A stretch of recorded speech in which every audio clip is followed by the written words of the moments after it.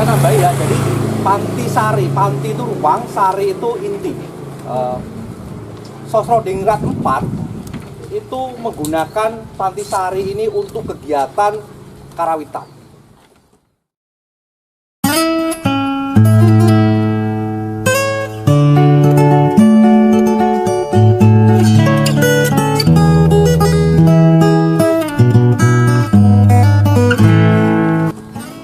Bagaimana Kepatian itu bekerja bukan hanya di wilayah politik atau administrasi saja, tapi kebudayaan karawitan itu ternyata juga mendapat tempat.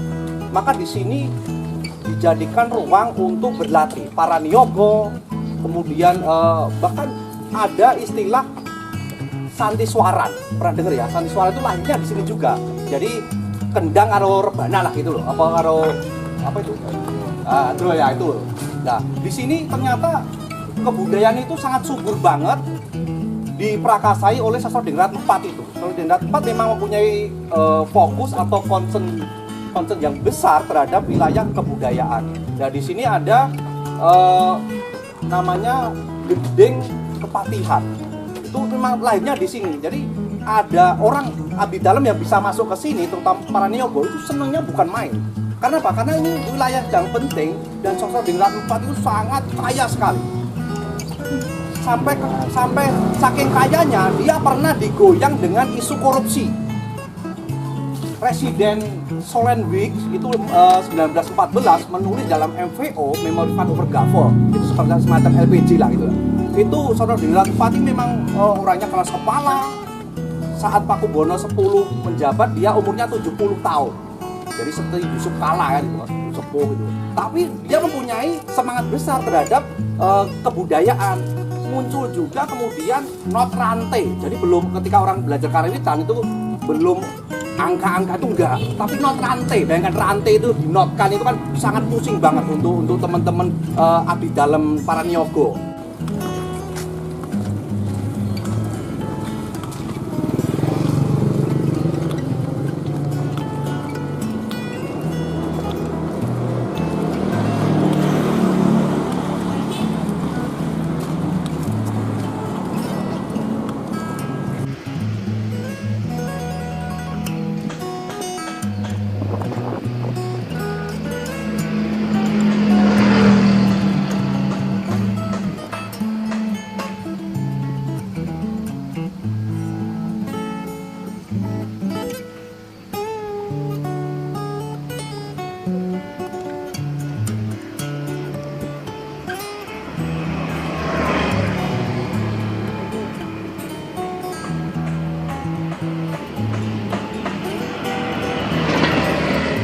Agungnya itu tidak tepat di sini, jadi jangan sampai terkecoh.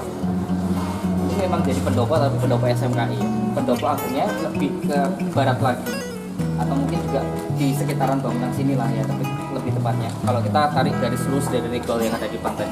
Nah, karena sisanya sudah tidak ada, kita hadirkan beberapa foto lama pendopo Kepatian tempo dulu seperti ini. Sudah lihat ya? Sudah lihat teman-teman sebelumnya? Ini pendopo Kapatian Surakarta dari KITFW.NL. Ini bagaimana megahnya pendopo Kepatian tempo dulu. Lambang keraton jelas ya, Radio Laksono di depannya. Nah, kalau menginjak pendopo itu seperti ini teman-teman. Ini pendoponya Kepatian dulu. Nyambung dulu.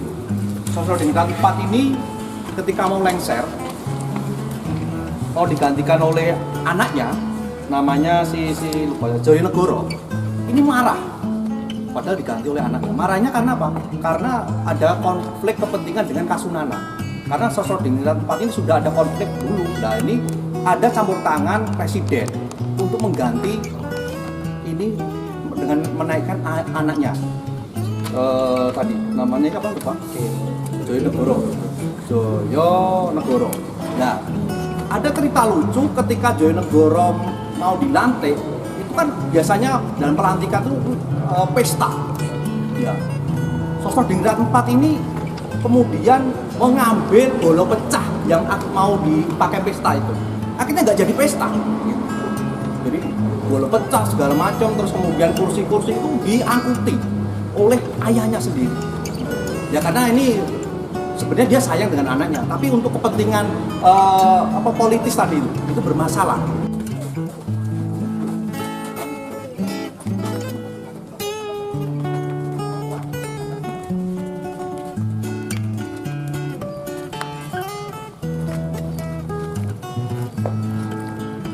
Sebulan yang lalu kita melakukan jelajah dengan salah satu objeknya di sini masih bangunan utuh, dan di sini ternyata kita meratapi bangunnya udah rata gitu. Jadi di sini dulu digunakan untuk kantor Sosrodiningrat, Sosronegaran, kantor Sosronegaran. Sosronegaran ini merupakan partai yang benar-benar dihormati. Bentuk dihormatinya, buktinya namanya dipakai untuk kantor. Terus kemudian sekalipun ada regenerasi partai 3 kali bergantian, nama Sosronegaran masih dipakai gitu. Siapa Sosronegaran? Sosronegoro dia memang orang yang meletakkan fondasi birokrasi yang cakap gitu. Saat bagaimanapun Kepatihan ini kan menjadi pusat utama dari para pangreh projo itu. Jadi orang nyari utangan ya nang kene, orang ya untuk kepentingan birokrasi itu administrasinya juga di sini.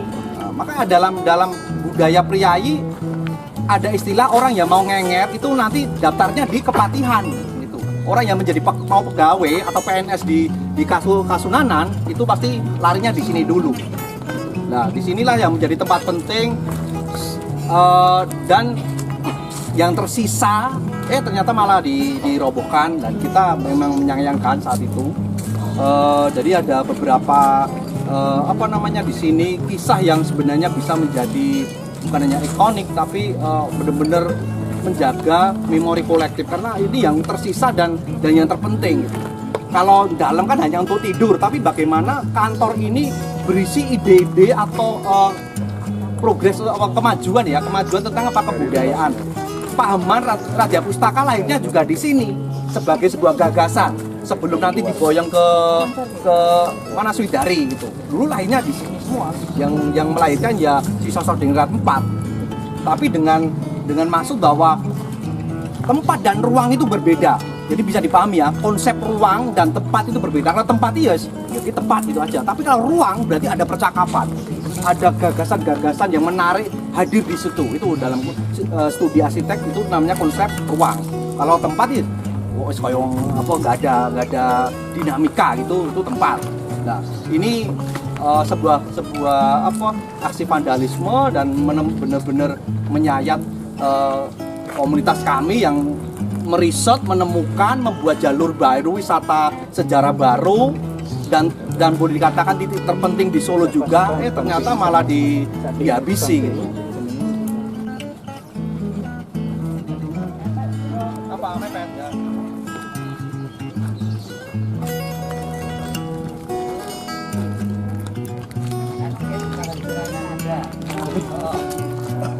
Puing-puingnya kita bro.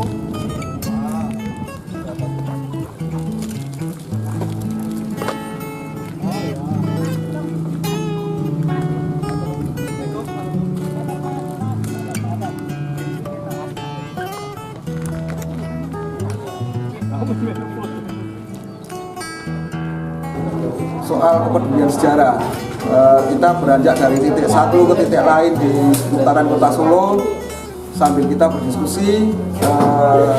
Mungkin itu dapat menjadi sebuah warisan kita yang paling berharga kepada anak cucu nanti. Ketika apa yang mungkin sekarang masih ada, nanti kita tidak tahu itu masih ada lagi apa tidak, seperti konteks Sosronegaran itu, ini menjadi sebuah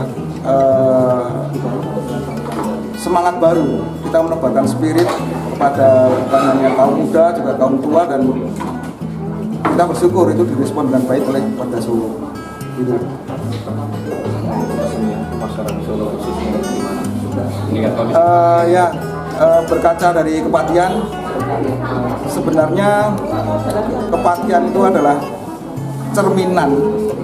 cerminan dari sikap kepedulian kita, terutama warga Solo yang di-mindsetkan sebagai pusat dari kebudayaan Jawa, bagaimana kita itu merawat, kalau orang Jawa bilang itu muri-uri, handar beni, apa yang sekarang menjadi bagian dari kehidupan kita. Sekali lagi, kepatian adalah cerminan. Konteks sosronagaran adalah sebuah pelajaran berharga bagi kita semua, bahwa kepedulian adalah sangat penting, bahwa aksi-aksi senyap seperti itu, kita menyatakan seperti itu soal penggusuran sosronagaran, itu adalah sebuah kesedihan bersama, bukan hanya dari Solo Society tapi juga dari warga Solo. Terima kasih. Jadi ini komunitas Solo Society dan kebetulan saya foundernya, berusaha untuk mengajak publik dengan cara napak tilas, luyuran, dan outdoor untuk memahami sejarah lokal. Dan kebetulan titiknya adalah dalam Kepatian, komplek Kepatian yang masih ada beberapa sisa dan lebih banyak yang hilang. Nah, ini kita ajak publik untuk belajar bersama, menumbuhkan simpati maupun empati dengan pembelajaran yang lebih kreatif. Karena apa? Kalau hanya membaca buku itu kebanyakan publik sekarang itu ngantuk dan kurang kreatif. Nah, kita berusaha untuk melakukan terobosan, mengajak jalan-jalan, kita dongengkan dengan titik-titik yang sudah kita rancang ini, setidaknya bisa untuk menggiatkan kembali masyarakat untuk mencintai bangunan bersejarah ataupun kotanya sendiri gitu. Karena apa? Tanpa kepedulian ini atau tanpa rasa cinta, bangunan bersejarah ini akan terbengkalai, bahkan kemudian lebih apesnya lagi digusur tanpa ada upaya perlawanan. Gitu. Upaya perlawanan ini bisa dimaknai bukan hanya lewat dimensi hukum, tapi berusaha untuk memberikan suara kritis di media sosial ataupun di media cetak dan di media online. Karena apa? Dengan gerakan ini setidaknya publik bisa menyadari bahwa bangunan bersejarah yang warisan leluhur ini bukan sekedar bangunan, tapi penjaga ingatan tentang sejarah yang telah dilalui oleh kota ini gitu. Tanpa ada bangunan itu, biasanya cerita sejarah nanti akan bergeser pada wilayah mitos. Kenapa disebut mitos? Ya karena nggak ada jejaknya, nggak ada buktinya gitu, hanya cerita tutur aja tanpa ada pembedanya. Nah, kita menjadi kegelisahannya di situ. Nah, dengan adanya napak tilas ini, kita masih bisa melihat sisa-sisa bangunan yang bisa memberikan makna sejarah ataupun edukasi yang sifatnya lebih kreatif gitu. Pesan kita sebagai komunitas belusuan sejarah adalah bahwa masyarakat ini tergugah semangatnya untuk melakukan kerja serupa. Yang disebut kerja serupa itu napak tilas, jadi tidak perlu kurang kuliah, tidak perlu ke kampus, tapi dengan upaya seperti ini, dongeng tipis-tipis dengan jalan yang menyehatkan masyarakat itu lebih tergugah gitu. Nah, ada pesan juga untuk warga lokal adalah menggunakan narasi sejarah seperti ini untuk didongengkan ketika acara festival. Sekarang kan banyak kampung-kampung itu melakukan kirab. Nah, cerita-cerita semacam ini bisa digunakan, dipakai untuk apa? Untuk memberikan konteks betapa pentingnya Kepatian, betapa pentingnya kampung dalam konteks Solo ataupun perkotaan. Jadi artinya bahwa kampung Kepatian ini tidak bisa lepas dari sejarah Parapate, sejarah bangunan sosronagaran ataupun komplek Kepatian secara umumnya.